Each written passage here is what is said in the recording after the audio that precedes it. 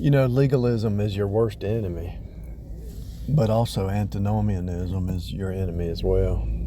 And so there's two extremes to everything. There's always an extreme, right? Legalism, and I'm pretty sure it's called antinomianism. So legalism, which is a law, and just do whatever, is the other extreme. Both of them are your enemy. And so how do you reconcile it? How do you reconcile those two? See, here's the problem. People don't really think deep enough to reconcile those two. It's grace of God. It's faith alone. It's under the blood. It's Jesus alone who saves. But God doesn't want you just to be willy-nilly and just do whatever. He scourges every son he receives. That's why he scourges every son, to bring you back to normal, back to equilibrium, back to oneness, unity, wholeness. And wholeness is not the other extreme, which is legalism. When God saves you out of your sinful state, he turns you into a saint. And so the sanctification process is real, and God is doing the work. God does the justification, the glorification, and the sanctification process. Justified, sanctified, glorified. He does the sanctification process through this repeat training program that we're in, through his word and through the daily stuff. See, God can test you with the same stuff over and over till you pass the test. He'll send the same kind of people. You can change, you can run all you want. You can change jobs, change cities, you can run, but he'll send the same test to test your heart. Now, how do you reconcile both of them? Well, the only way is walking in the Spirit. And most people don't know what that means. Walking in the Spirit is not rule-based living. And it's not just willy-nilly do whatever you want. Walking in the Spirit is walking in love and truth. So everything out of your mouth should be love and truth. Everything out of your mouth should be grace and truth. Everything out of your walk should be love and truth, grace and truth. Every financial transaction, every thought should be love and truth. Because see, love and truth is way above legalism.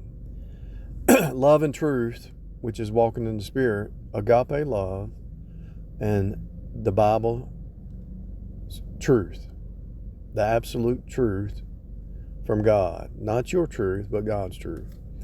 And so how is agape love and truth above legalism? How is agape love and truth above antinomianism? How is it above those two extremes? Because it's really easy. But people go to the extremes. It's really easy. It's so easy it's not even funny. And it goes back to the royal law. Do unto others as you'd have them do unto you. But sometimes you're not healthy and you're not thinking right, so you might do to others bad. So let's take it one step further. Not only do you do unto others as you'd have them do unto you, but you go above that. What would Jesus do? Be not conformed to this world, but be transformed by the renewing of your mind. Because if you just do unto others what you want them to do unto you, you might do to others your heart. The Bible says your heart is deceitfully wicked and corrupt. Who can know it? And so you might think it's okay to cross some kind of boundary or this, that, and the other. You don't really know your heart. God does. So you have to renew your mind. And any situation where there's like an offense, you have to go back to the Word. You have to be introspective. And you have to just stand on the absolute truth. It's not about touch not, taste not, handle not. Like I can't eat, they'll say, well, you can't eat bacon or sausage or you can't have a sip of alcohol or whatever. It's not about rule-based living. This is a great example of what walking in the Spirit is. Let's say somebody says, well, you better not drink, with their hand on the table or their stick pointing at you or their finger pointing at you. Well, that's legalism. And then somebody else will say, yeah, you're saved, just drink all you, go get a 12-pack, go get drunk. That's antinomianism. What would be the spirit walk concept in that? Well, you know that alcohol is not good for you. It turns to sugar and it gives you cirrhosis of the liver. So if alcohol's bad for you and you do stuff that you shouldn't do when you're drunk, the Bible makes it clear of that, and you know it by experience or watching people. So when you get drunk, you say and do things you know you shouldn't do. Proverbs tells you not to even look at the wine while it's in the cup, red in the cup. So antinomianism say, just go get drunk, you're saved. That's wrong, because you'll end up not only destroying yourself, but driving drunk, doing whatever, hurting somebody else. It's not love. The other extreme that says you better not drink anything, any alcohol. Well, that's legalism. And what happens if you need, the Bible talks about give strong drink to those that are perishing. The Bible talks about medicine. Timothy, drink a little bit of wine for your stomach's sake. See, legalism would say no alcohol. Antinomianism would say go get drunk. Neither one of them's right. You do what's the balance, what's healthy, what's whole, what's holographically complete from the whole picture, the whole pie. You have the mind of Christ. If you read 1 John, 2 John, and 3 John, you'll find out that it's faith alone. Who is he that overcomes the world? He that believes on Jesus. Your faith. How do you overcome? You overcome by faith. Now, once you overcome, does that mean you just do whatever? No.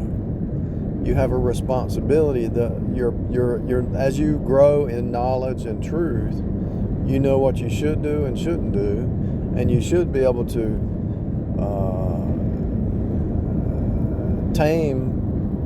tame yourself, just like you would tame a lion or tame a dog or tame an animal. You should be able to tame yourself, because you should be in control of yourself. Just because an emotion kicks in don't mean you have to respond to that emotion. An emotion is not even truth. It's just up and down. Truth is eternal. And so if you want to really walk in the Spirit, you have to renew your mind. You have to not be in legalism. You have to not be in antinomianism, because both of them are contrary. There has to be the middle ground. There has to be the balance. There has to be what's healthy. Your health is your wealth. Your health is your wealth. Your health is your wealth. The word health means whole. The word whole means holy. Holy, holy, holy. The word holy means the whole pie. Body, soul, spirit. What did Paul say, 1 Thessalonians 5? I pray that your body, soul, and spirit. So in order to be whole, physically, mentally, intellectually, spiritually, you have to be renewed in the spirit of your mind. So when the mind is renewed, the behavior follows, the doctrine follows. And so when somebody comes up into your world who's a legalist, you don't give them 1 minute. You don't give them 1 hour. In Galatians, Paul said that we didn't even give them 1 hour. We kicked them out. So when an antinomianism person comes in, an antinomianist who says just do whatever, you don't give them 1 minute. You don't give them 1 hour. If they say, well, it's faith alone, in Jesus alone, I'm free to do anything. You're free to walk in the Spirit. You're free to walk in love. You're free to walk in truth. You're not free to walk in the flesh. You can, but you're going to get a scourging. You're free to walk in the Spirit mind, which is what? The mind of Christ. Do what's truth. Do what's love. Agape love. Do what's true. And if it's true, it's righteous. If it's lies, if you do what's a lie, it's unrighteous. Truth means righteous. True, faithful, faith, full of faith, righteousness, upright, stand like the tree, upright, doing what's good, what's right. And if you have to cut people out, you have to cut them out. Every time I try to go back to talk to somebody from the past, they're still the same. They don't grow. It's sad. It's really sad.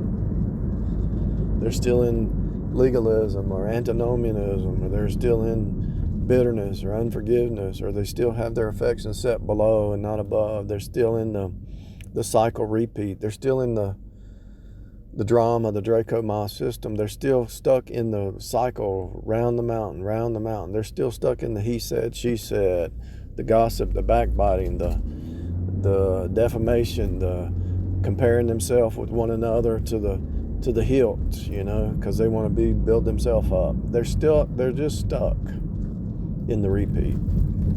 That's the flesh mind. If you're saved, you got to leave the flesh mind and you got to step into the spirit mind. And if you don't know how to do it,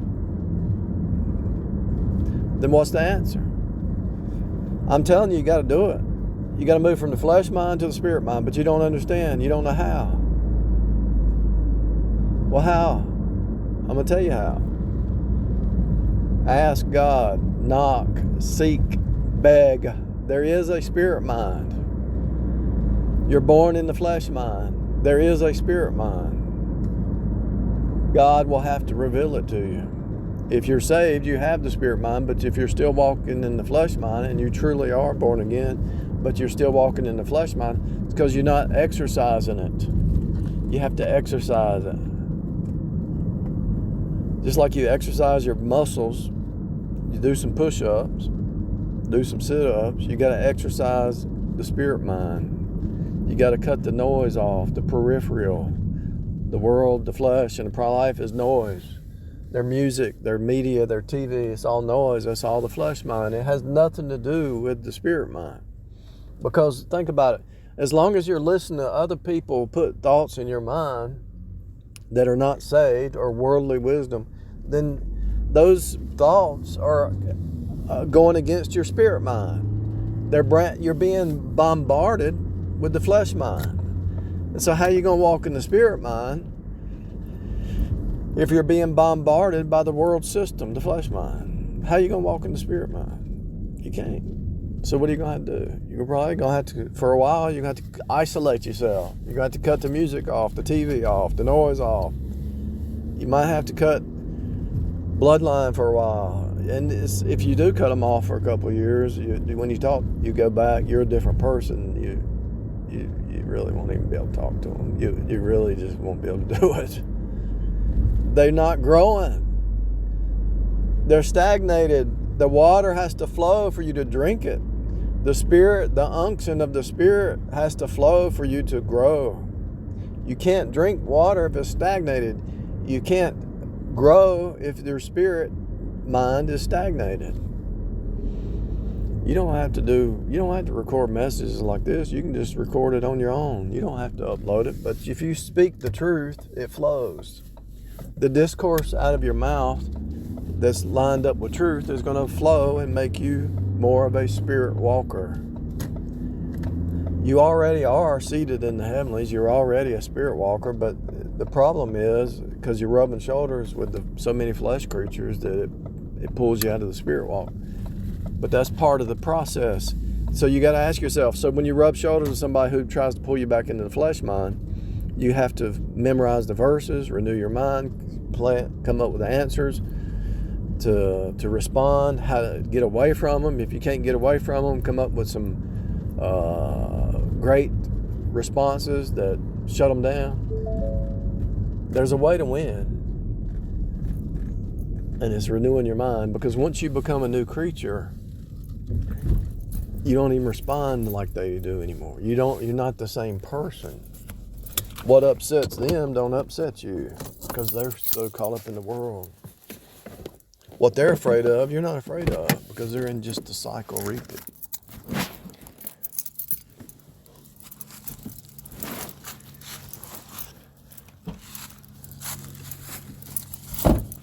If you don't know what the spirit mind is,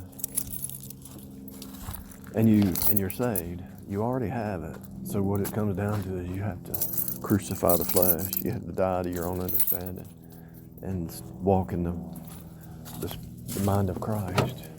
Compare everything with His mind.